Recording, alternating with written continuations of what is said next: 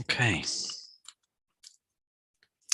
So we are continuing with chapter 20 of the Vedanta Treatise. The chapter is describing the supreme reality. And we last week got to this point, just where we see highlighted now, reality is that which persists. Are there any questions on anything before we pick up with the text?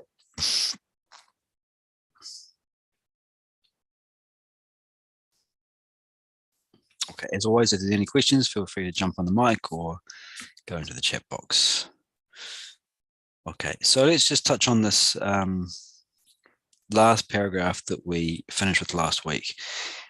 He uses this analogy. The waking world and its infinite phenomena are nothing but different aspects of Brahman. The waker does not recognize this truth as long as he is in a waking state, just as the dreamer does not realize the nature of the dream world while he is in the dream. So this waker-dreamer analogy is one that we're familiar with. And it's one of the more powerful analogies that we can draw on to try and understand the distinction between the phenomenal world that we experience and the reality that underlies it. So when you're in the dream state, there is a world of objects and beings, perceptions, emotions and thoughts, actions, etc. While we're in it, we give it the stamp of reality. Everything seems real to us, no matter how absurd it is. It's only when we wake up that we see the absurdity of the dream and we see its illusory nature. So anytime we see something written down or presented to try and describe the reality, one of the ways to get our heads around that description is to compare it to the waker-dreamer analogy.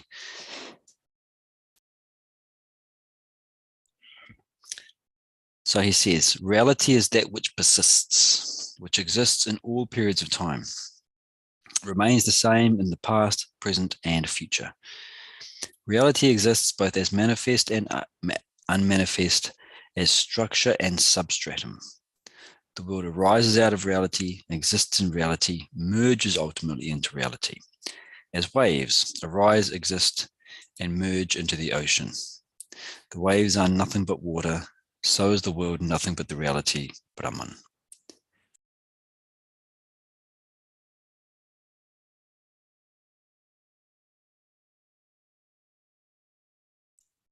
So this is another one of the analogies that he draws on. Individual waves are never disconnected from the ocean. Any individual wave, in fact, is the ocean.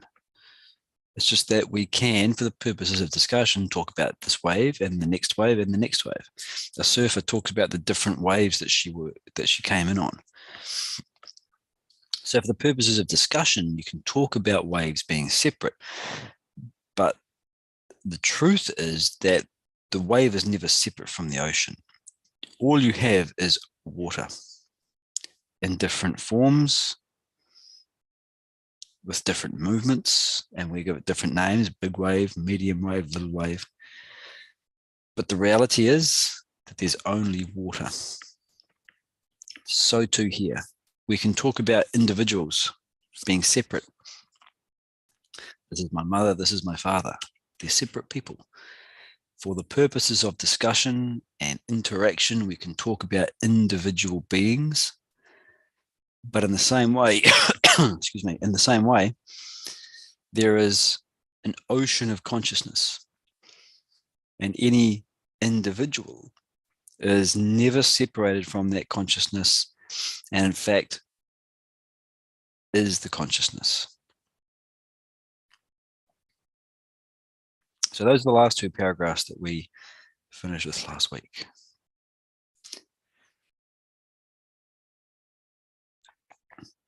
He continues, he says, Brahman is the eternities that cannot be conceived, defined, described.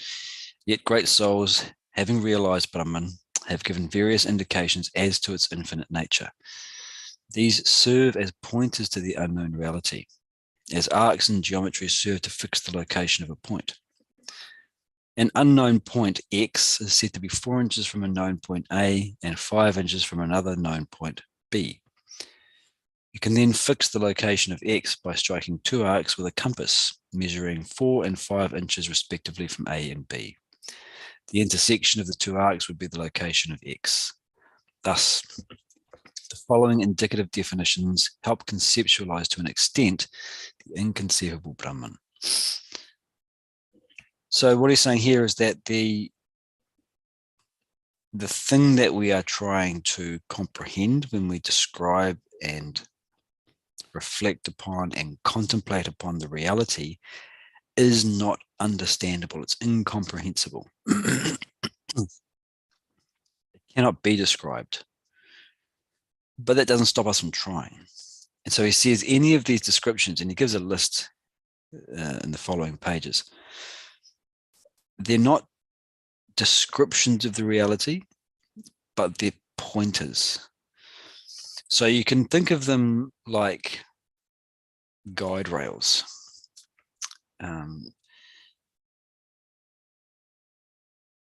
Our mind, our intellect, our thoughts have some sort of trajectory. And if we're thinking that the reality is a substance, then we need something to correct that idea. And so the idea of, say, all-pervading is given, because if something's all-pervading, it can't be a substance because it must have a form. And so that idea is a pointer away from the mistaken idea that it is a substance, away from the mistaken idea that it is one. So all of these pointers, a lot of them actually you'll see when we go through are given in the negative. They're like antidotes to wrong thinking. No, it's not that. It's more like this. So they're all wrong in the sense that not any one of them captures the reality. But when you take them all together, you start to get a picture emerging of what that reality might be. So that's where this analogy comes in of, striking two arcs from separate points. Where the intersection point is the location of X. What's the intersection point of all of these ideas, all of these analogies, all of these concepts? So that intersection point doesn't exist in the same way that it does in the analogy. But the idea is that when they all come together, a growing picture emerges in our mind of the thing that we're trying to move towards. And that's the key. As we've said over and over, the whole of spirituality is attention management. Directing your attention. So what this is doing is giving us a focus point for our attention. The mistake is to believe that we're getting an accurate description of the reality and that we know it. It's not the case. All that's happening is that we're getting a point that we can focus on. We sustain that. As a consequence, worldly attractions, desires, and attachments continue to fall away, and we can enter into meditation.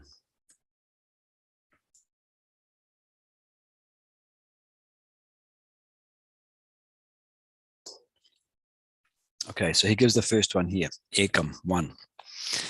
Brahman, the supreme God, is said to be one. There exists nothing but the one reality, Brahman.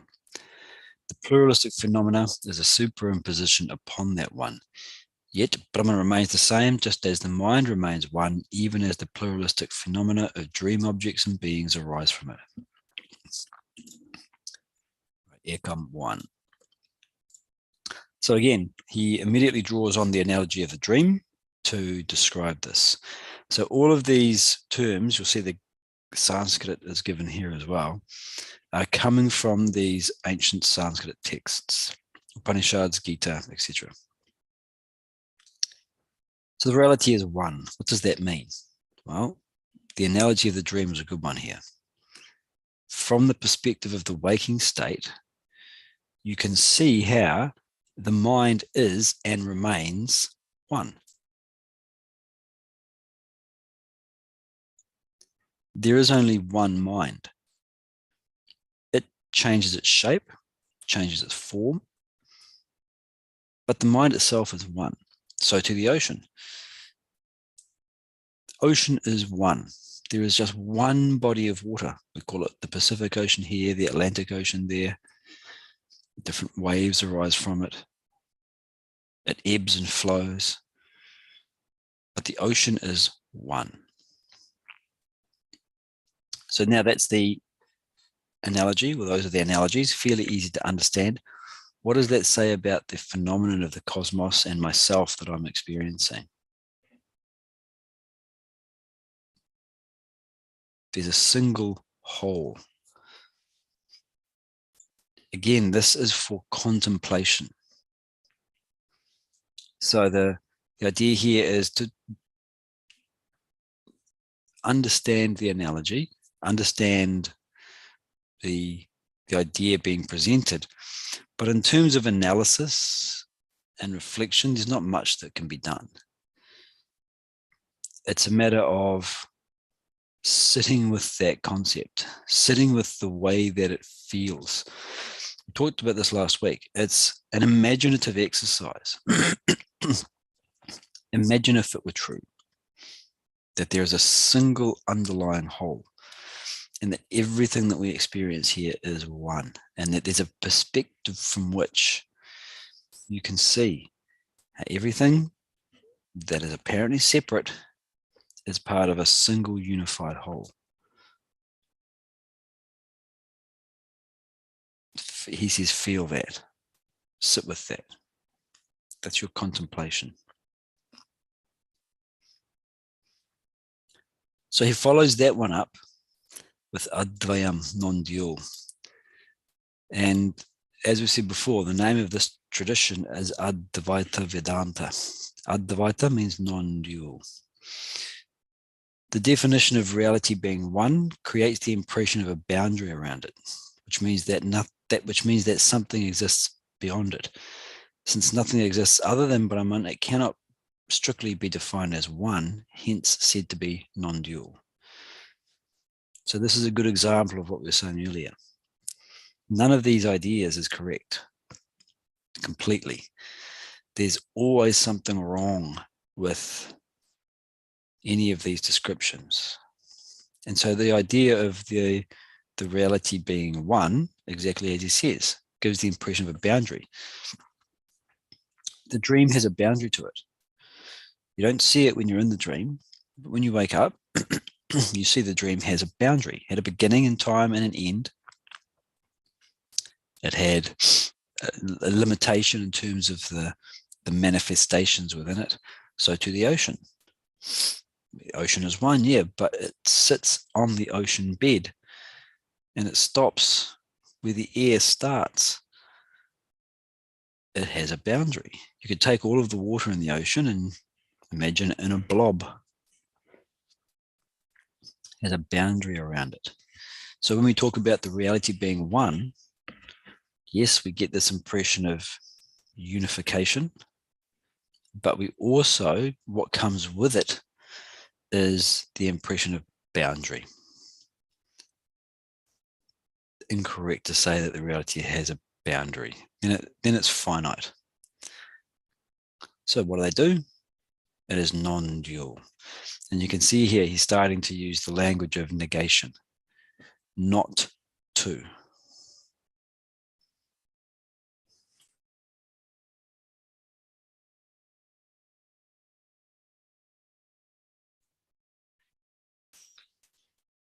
Okay, any questions before we move on to our next one?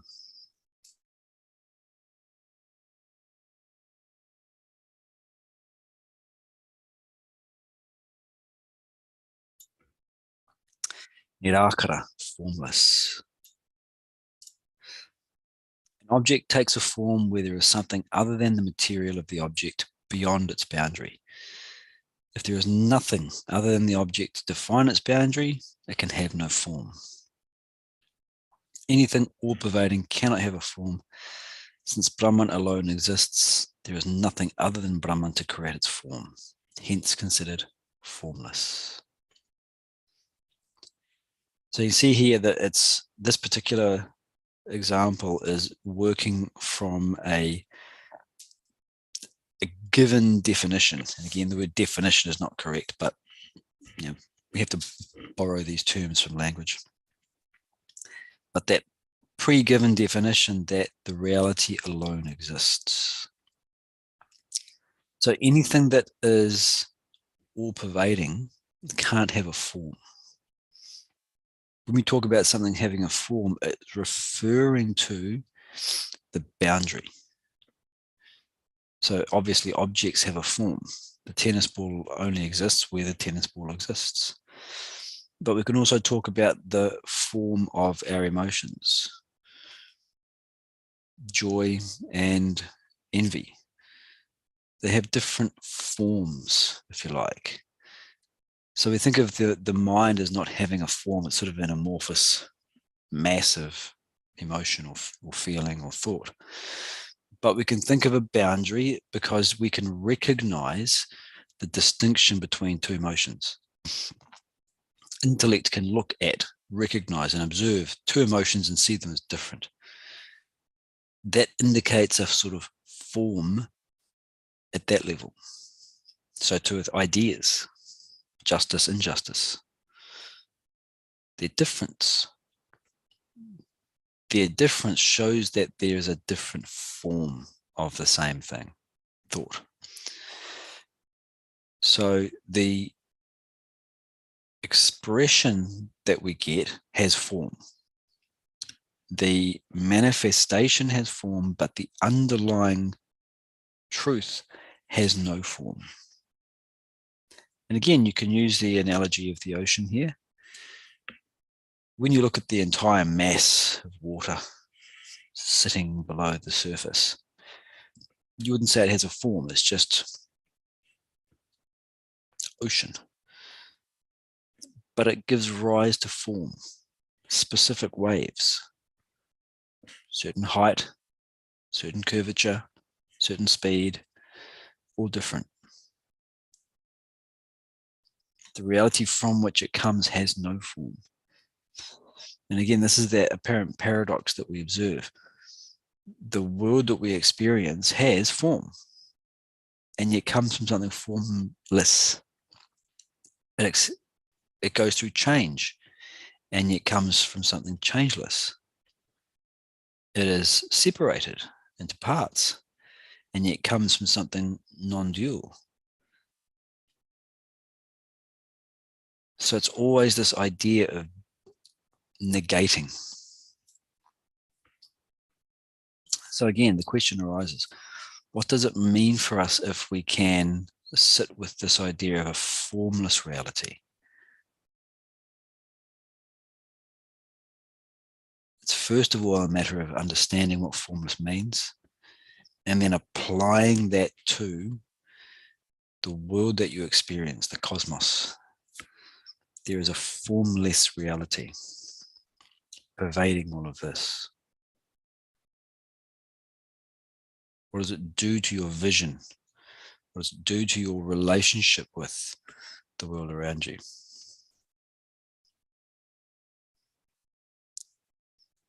And I'll touch on this idea again. We talked about this last week. We're going to go through a number of these. Some of them will appeal to you more than others. They resonate, they attract, they inspire, or they fascinate. Go with your nature. Where your attention, where your mind naturally finds that kind of resonance with one idea or two or three over others, those are the ones to sit with. We use this example in a much more relative sense. He says, understand your swadharma and follow a course of life that is in harmony with that. If you love building stuff and maths, go with your nature, be an engineer. because your attention will naturally flow easily in that direction. All you've got to do is give it a little bit of guidance in the same way here. There's no benefit to forcing yourself to think about something that doesn't have any inspiration for you. And if you go through this list and you don't find anything inspires you, then fine. Just understand them individually, recognize them for what they're conveying, and then move on. The whole idea of subtle reflection or contemplation is that it's never forced. There must be effort. There is conscious thought force, but it's not a forced thing. When we do that, we get into the suppression of the mind.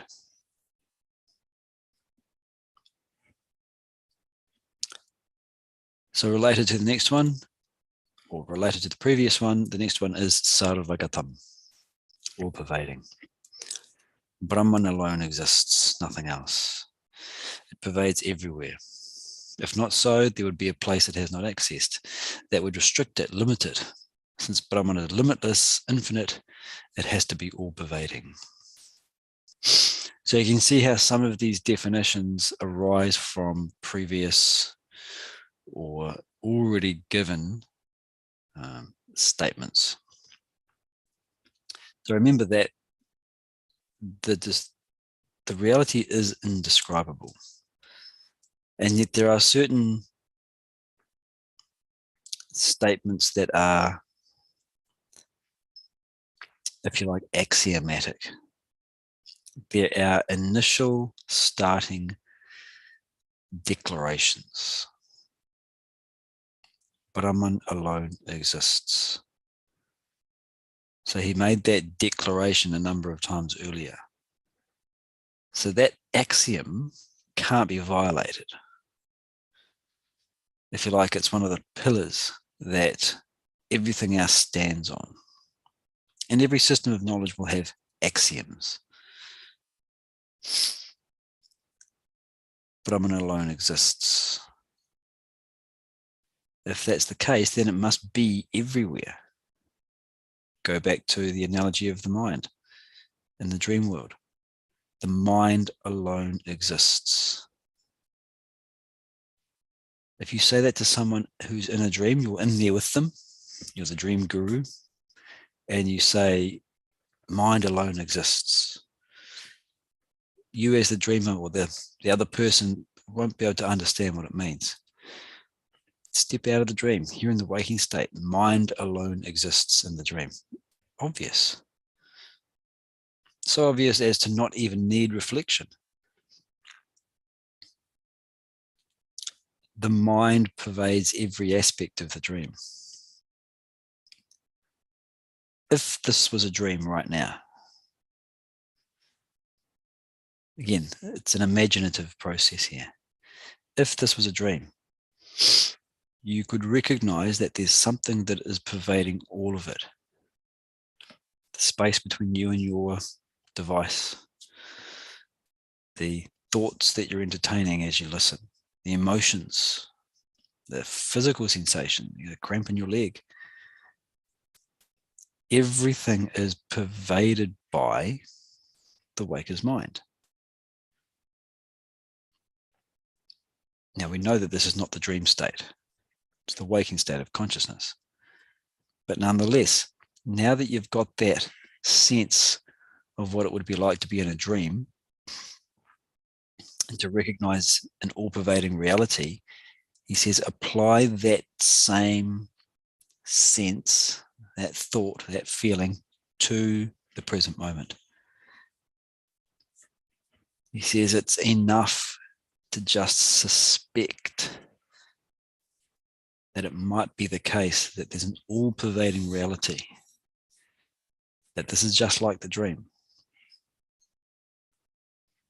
And that suspicion, that comes from reflection, that comes from comparison. It doesn't come from the book. It comes from your own reflection and memory of the dream state.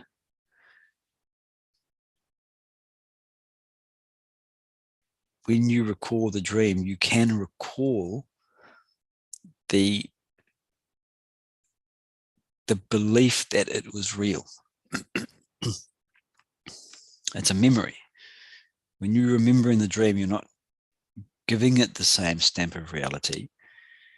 You're giving the stamp of reality to the waking state, but you can remember that it was real to you. I was being chased by a tiger. I was terrified. I ran up the tree because I truly believed that it was real. Here I am in the waking state. I truly believe that what's going on here is real. If I truly believed that that was real, but it turns out that it wasn't, is it possible that while truly believing this is real, it's not? Is it possible? Maybe it is. I don't know how the universe came into existence. There is a suspicion. That suspicion is enough. And with that suspicion,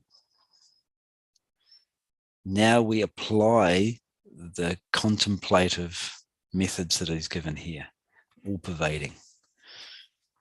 Maybe it is just like a dream, which would mean what? That there's an all pervading underlying reality. What does that feel like?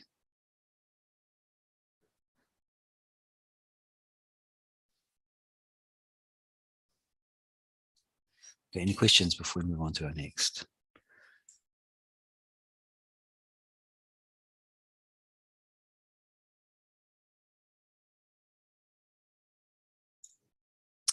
Nirguna, attributeless. Substances have properties, qualities, attributes. They are perishable. If attributes are given to Brahman, it would be reduced to a substance and rendered perishable. Since Brahman is not a perishable substance, it is attributeless.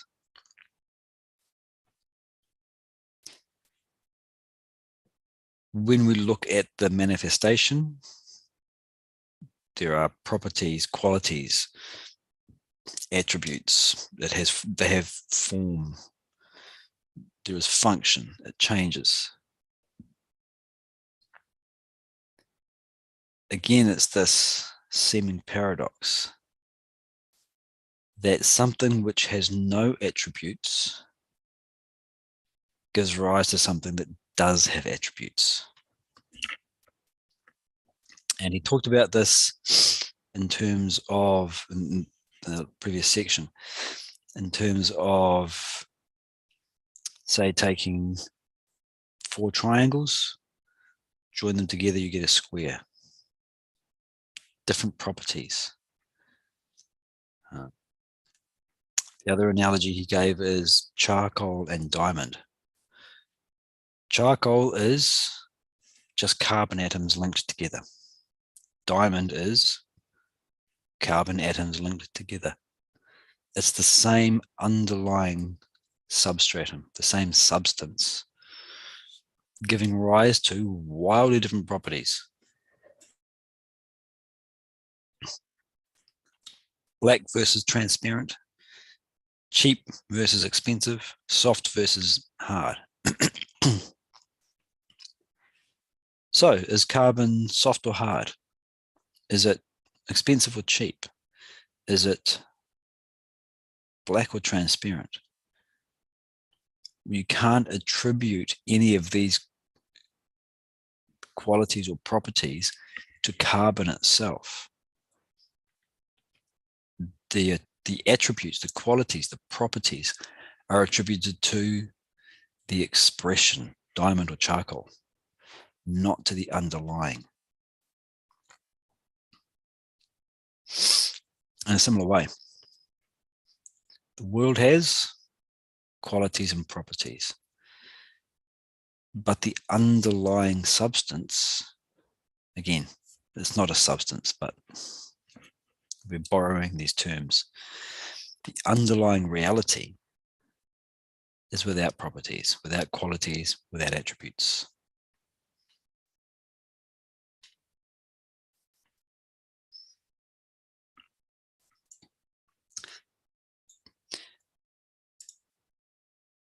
Another one that follows on naturally is imperishable, aksharam.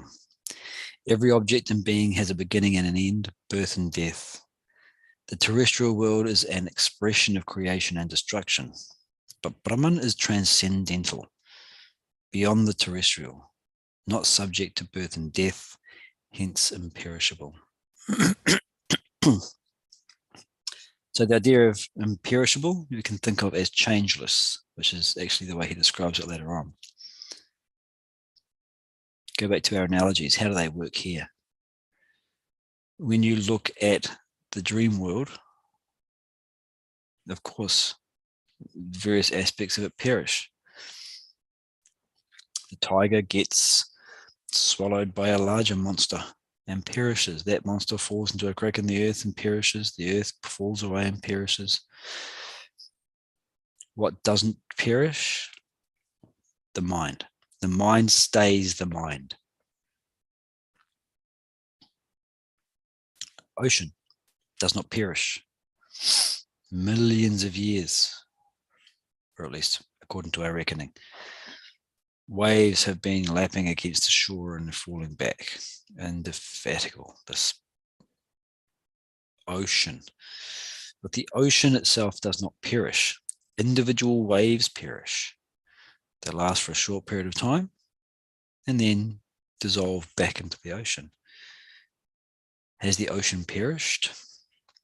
No, not at all. Terrestrial world has change. It perishes. Anything which can change is part of the terrestrial. So again, it's a negation. Attributeless, no attributes. Imperishable, does not perish. So we can look at the world around us and see attributes, see perishing. It's not that. It's not like the world that we see around us. So again, remembering this idea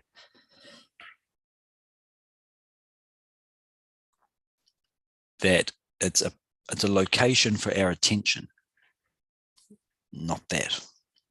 We're moving it away from false beliefs. Towards what? Well, that's the problem. We don't know what that is. But moving away from the false beliefs is enough. One of the ways that the Swami has described this, he says, imagine someone who is colorblind. They can't see blue.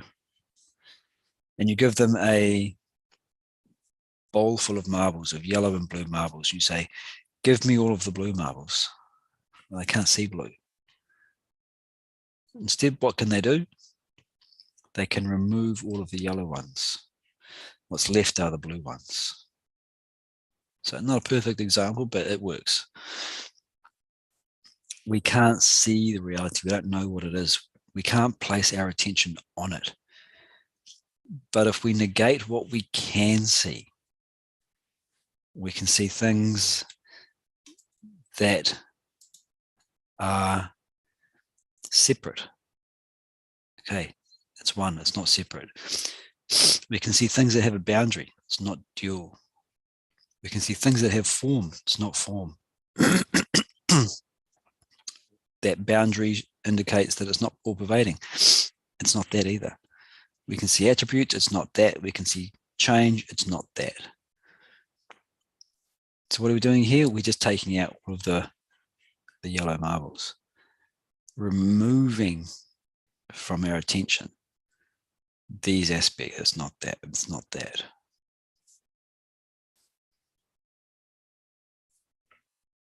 Continues with that negation. Ajaha, unborn. Brahman, Atman, is not born when beings are born, nor does it die when beings die. It always was, is, and will ever be, with no beginning or end, hence considered unborn.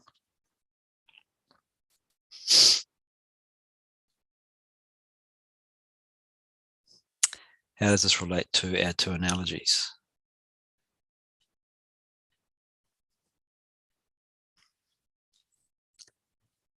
So perhaps the easier one to think of to start with is the ocean, in the sense that we can see the birth of waves. We can stand on the pier or stand on the shore and watch a wave slowly begin to rise out of the ocean, crest and fall. Individual waves are being born moment after moment, but the ocean is not being born. It exists.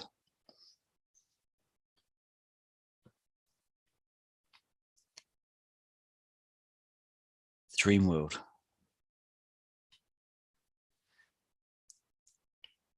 The different aspects in the dream are born. But from that perspective of the dream, you can't see a beginning of the dream world. It's not born. In fact, even when you you move over to the waking state, the waker's mind still exists. It persists. The dream is born when you step out of the waking state and into the dream state of consciousness. But the mind is not born along with it. The mind exists.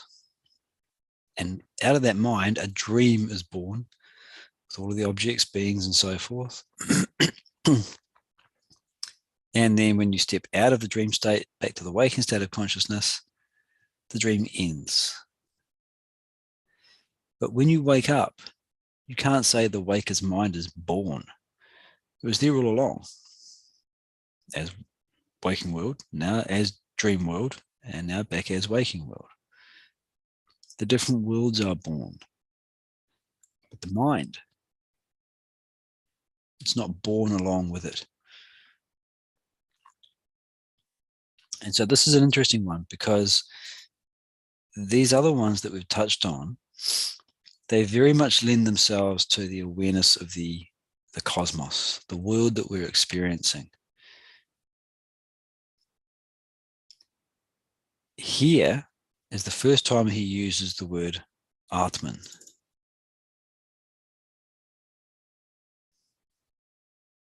As the dictionary describes it as the spiritual life principle of the universe, especially when regarded as inherent in the real self of the individual. Interesting. So it's now bringing it to the individual. Rather than looking at the external phenomenon, it's now that the individual who appears to exist within that environment. You know, we always talk about the idea that experience is born, subject meets object. The object is the world, the subject is the individual. So that's the perspective for Aja, unborn. An individual is born. You were born. You can say, I was born 45 years ago. It's true as far as it goes. The body didn't exist before that. But what seems to be true to us to some degree is that all of me was born. My body was born, of course. Underlying that is my DNA, my individual proclivities and tendencies. You know, I'm into music. My sibling is into art. Different proclivities we were born with. They also came along with us. We tend to think of the entirety of our being as having this moment of birth. What he says here is that there's an element of our personality, a dimension of us that is not born when we are born. And in one of the previous chapters, he talks about this. It's actually in the chapter on reincarnation.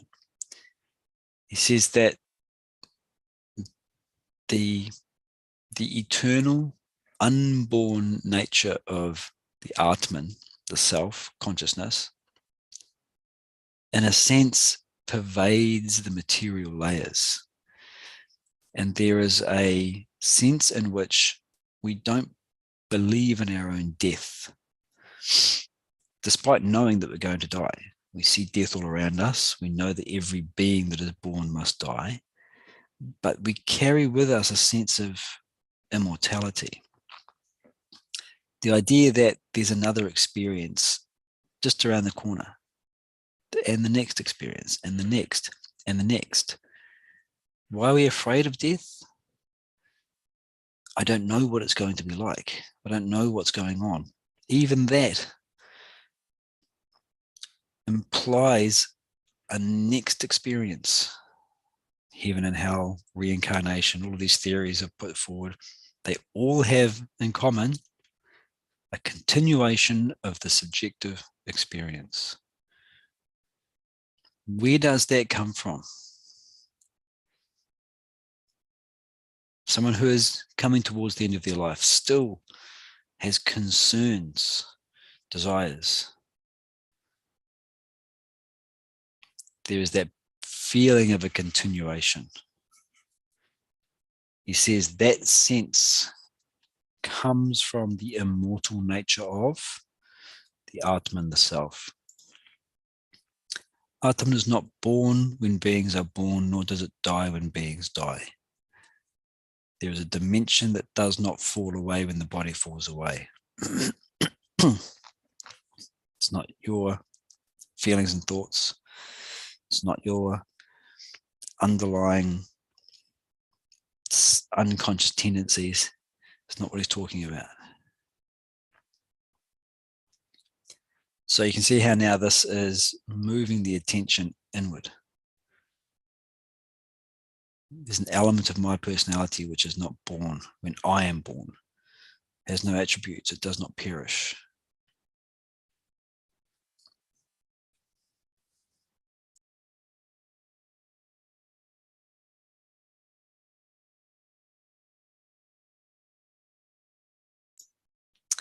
Next is Nitya, eternal.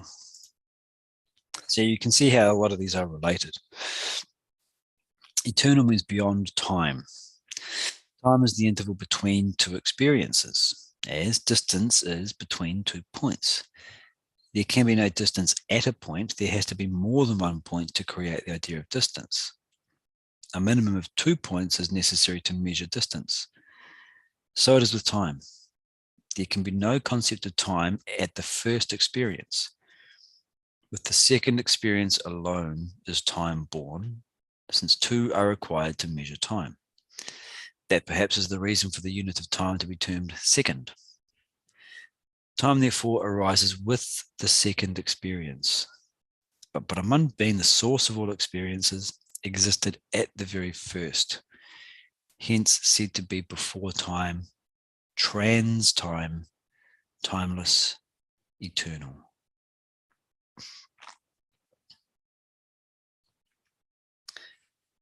So again, he's using a sort of a subjective lens to look at this. Look at your own experiences. In some circumstances, time seems to move quickly. In other circumstances, it seems to move very slowly. What determines that? Well, it's the quality and the nature of experiences, or the number of experiences that we're having. But as you can see, and as he's talked about here, what we're measuring is the interval between our experiences, getting to the DMV and leaving the DMV. Right? Everything that happened in between, we can talk about, but what are we measuring? The time that I got there, the time that I left. How long was I there for? 4 hours. It seemed like 8. We go to a movie. The time that you walked in to the time you walked out. How long were you there for? 3 hours. It seemed like 1. I was so engrossed. So there's always 2 experiences. to give us that measure of time. Well, as he says now, what about the first experience? In order for you to have two experiences, there has to be a first one. In the same way that he talks about distance, in order for you to be able to measure distance, there have to be 2 points. And in order for there to be a second point, there has to be a first one. Now, there's no distance at that first point, but that first point exists. Where does it exist? We can say it exists on the blank page. I make a dot, and then I make another dot, and now I have distance. The idea of the first experience, that itself is a near impossible task to envisage that truly. But we can at least create the concept around it. Where does that first experience exist? On the page? On what page? What's the page that we're talking about? Okay, consciousness, your own self. You can't say that there's time at that first experience, but Brahman, the page, exists there. We look at the dot and miss the page. We look at our experiences and miss the medium in which they arise. So the page is beyond distance, because the page exists only when there's one dot. Yourself is beyond time, because yourself must be there when the first experience arises. There isn't time yet. There's only one experience.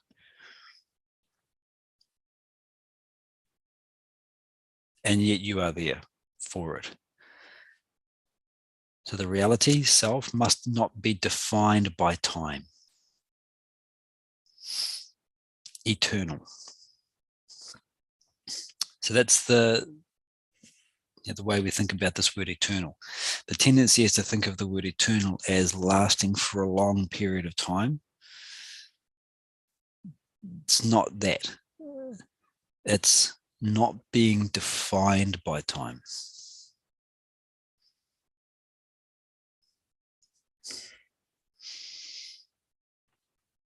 And again, you can see how there's a relationship here.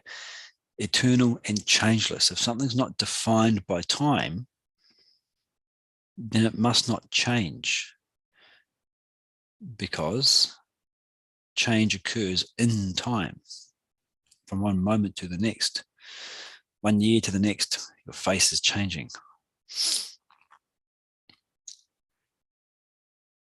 Nirvikara, changeless. Brahman, Atman, remains changeless in and through the changes occurring in the equipments it enlivens. The body, mind, and intellect change continuously. These changes are perceptible because of the presence of the changeless substratum, the Atman that supports them all. So there's a beautiful line, an analogy given in the Bhagavad Gita, in chapter 7, verse 7. It says, all of this is strung on me like a row of gems on a string. So you imagine a string, different gems have been strung on it, different colors and shapes and sizes and values. But what links them all is that thread of the string. In a similar way, we have all of these changing experiences, the level of the body, the mind, and the intellect. Different intensities, different qualities, different values. But he says there is something changeless in and through them.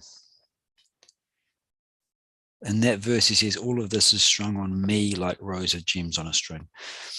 Strung on me. So what is the changeless aspect of all of your experiences? And again, this is something that you can tease out in your contemplations. What is that which is not changing? Okay, before I sat down to think about this, what was I doing? I was making coffee. What was my body like? I was feeling tense. Now it's feeling relaxed. I was thinking about the local news. Now I'm thinking about this. All these changes are occurring. What's not changing? Me. The sense of I am making coffee. I am tired. I am stiff. The I am, that sense of I, not the word, not the vocalization of it, not the concept of it, but that aspect that can't be delivered objectively. That sense of being the subject doesn't change. Go to the analogy of waking and dreaming. Right now, you have that sense of I am. I am the one listening. And when you finish here, it'll be something else. You go for lunch, go for brunch. I am eating. I am full. Go to bed tonight, or you have a nap this afternoon and you slip into the dream state. I am in a hot air balloon with the Queen of England. I am drinking tea. Who is I am? Now, the whole waking world with the Vedanta Treatise and everything else, that got left behind when you got into the dream state. Disappeared. But I am did not. I am stays with you. It didn't change.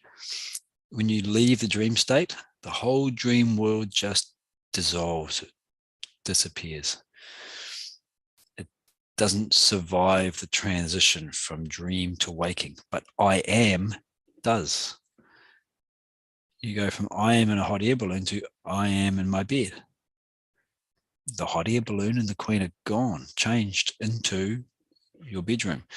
But the I am did not change. It stayed with you the whole time. What is this thing which can survive the transition between these states of consciousness? What is this thing which does not change no matter what my mental state is like, no matter what my physical state is like? What is it? What's its role? What's its purpose? It's like that thread on which is strung all of these experiences. Our attention is on that if we're being spiritual.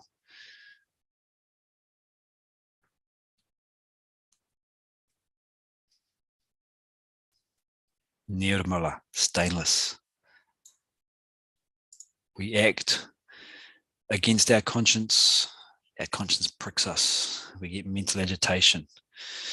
We develop vasanas for selfishness. We act unselfishly. We develop unselfish vasanas. We act selflessly and we eradicate vasanas. The body, mind, and intellect can be stained.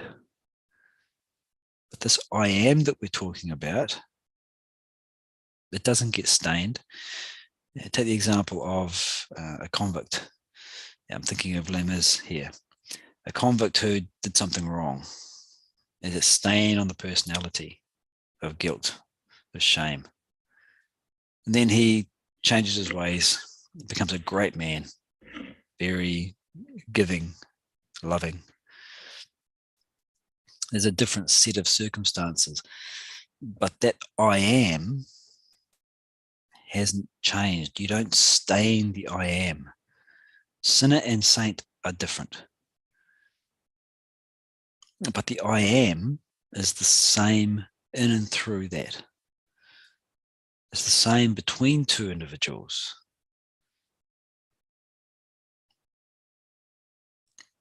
I may be a bad guy. My conscience tells me so. But the I am is not judged. My behavior can be judged.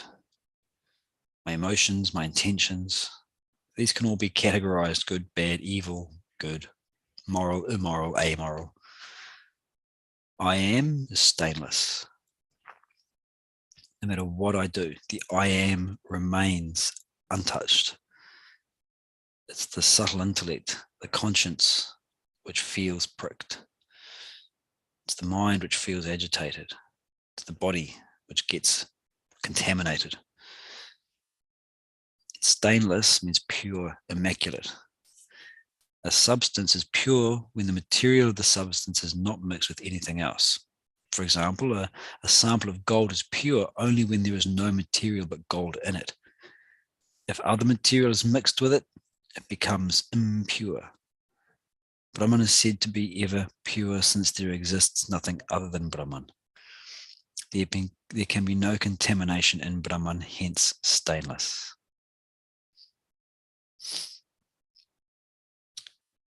So again, look at the analogy of the dream. The mind is not stained in the dream. A particular individual who arises in that dream goes through changes. But no matter what happens in the dream, the mind itself is not affected. It's all just mind. You've got a good guy in the dream and a bad guy. You've got space between them. You've got actions, thoughts, emotions. But the mind just remains as the mind. You're not mixing anything into the mind to make it a good dream or a bad dream. It's all just mind in its particular form at that time.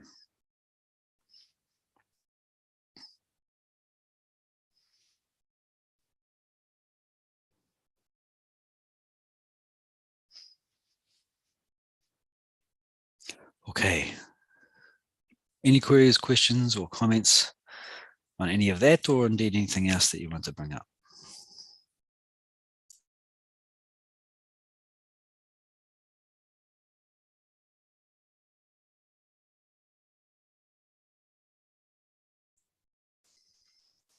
Okay. Just a comment, Glenn. Yeah. So by being aware of all these attributes that you went over, so again, the practical side of me is thinking that it helps us to interact with the world, that when these are the real true things. Yeah. So it helps us to anchor and go through the external. Yeah, these are for your contemplation. So you can think of it as I touched on last week as well. You go through those ones that are appealing to you, attractive to you, that resonate. And while you're reading the text, contemplate. So you sit with it and like you bathe in the feeling of it. And then when your contemplation is finished, you just go about your daily business. If the thought returns to you, there's an all-pervading reality to this, just like there is in the dream. If it comes back to you naturally, then by all means, use that as a lens to look at the world. But it's less about saying, okay, now I have to think of the world as being all-pervading, or the reality is all-pervading in this world. And now I'm going to deal with my boss. It's not like that. These ideas are a bit more subtle than that. So they don't have a lot of direct application in that way. Think of it more as a contemplative practice, which just allows a certain perspective to filter into the personality. It's a bit like the analogy of dyeing a piece of cloth. You take a piece of white cloth and dip it in some yellow dye, hang it on the line. It's got a pale yellow color to it. Dip it in again, dry it. It's a bit darker. Keep dipping it in. Over time, the color reaches its maximum yellowness and its maximum fixedness.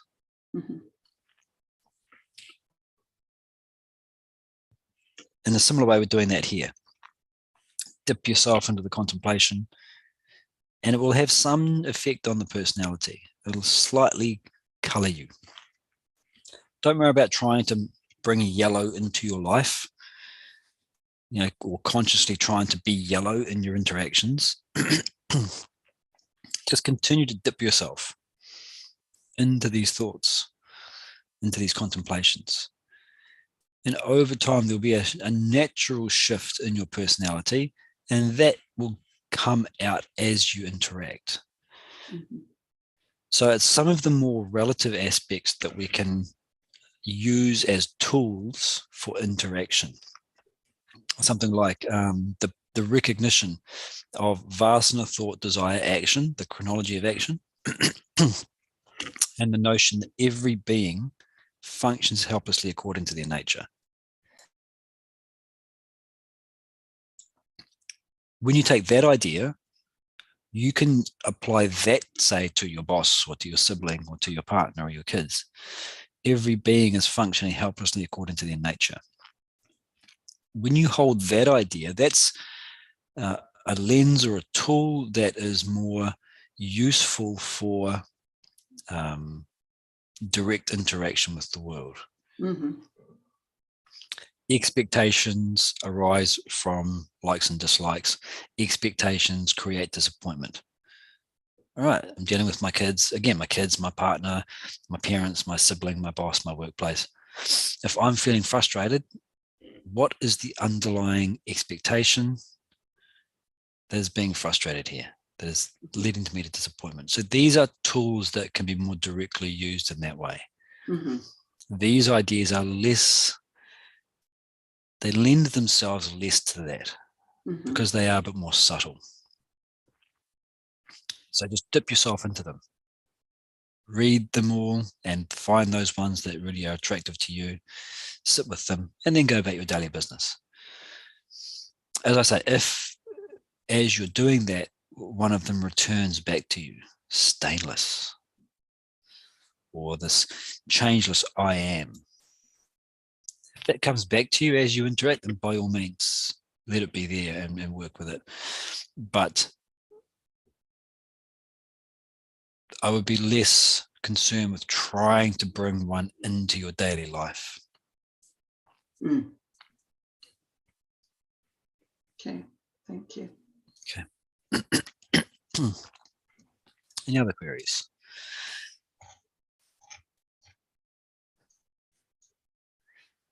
Okay, thanks, folks. So for our guest who's just joined us, Los Angeles just had its shift into daylight savings, so everything moved forward an hour.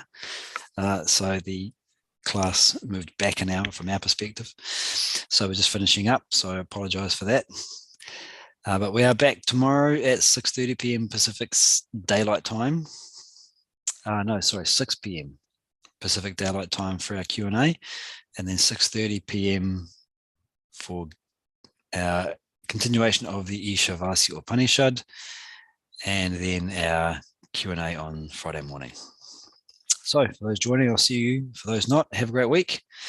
And once again, thanks for your attendance and attention. Thank you. Thank you.